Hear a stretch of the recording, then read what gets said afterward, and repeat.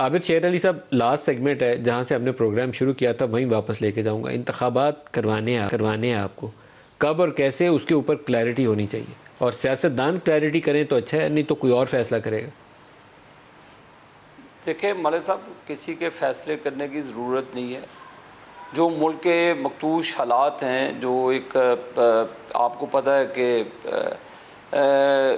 जो एक ख़तीर रकम चाहिए, 70-80 अरब रुपया चाहिए आपको इलेक्शन, फिर 2 महीने के बाद इलेक्शन, फिर 2 महीने के बाद इलेक्शन, 100 से ऊपर 100 अरब से ऊपर के फ़ंड्स दरकार हैं इस मुश्किल हालात में जो ये इलेक्शन होंगे। तो मैं आपसे फिर गुजारिश यही करूँगा कि ये जो सेंसस हैं ये होने मरदमशुमारी मुकम्मल होनी चाहिए। कोई क़यामत नहीं आ जाएगी अगर 2 महीने के बाद इलेक्शन हो और उसके ऊपर पूरा मुल्क भी मुतफ़िक हो और 2 महीने बाद के लिए आप इत्तेफ़ाक़ राय पैदा कर लें। आबिद साहब, आप सियासतदानों को तो इत्तेफ़ाक़ राय पैदा होनी चाहिए।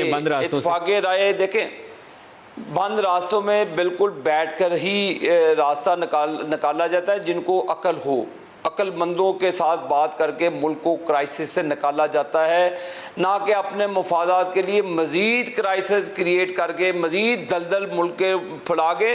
तो फिर कौन मुल्क चलाएगा मलिक साहब?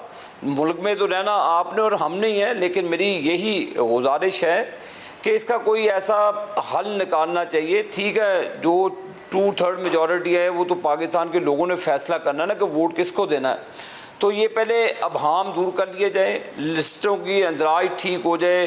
MQM के अपने तहफ़्फ़ुज़ात हैं, बाकी जमातों के अपने तहफ़्फ़ुज़ात हैं, उन तहफ़्फ़ुज़ात को एड्रेस करके उसके बाद आप बिल्कुल इंतखाबात कराएं और उसकी शफाफियत को यकीनी बनाएं। फिर ये ना कोई कहे कि ये इसने लगाया था, ये इसने लगाया और ये इसने बेईमानी की और फिर मुल्क को हम एक क्राइसिस में धकेल दें।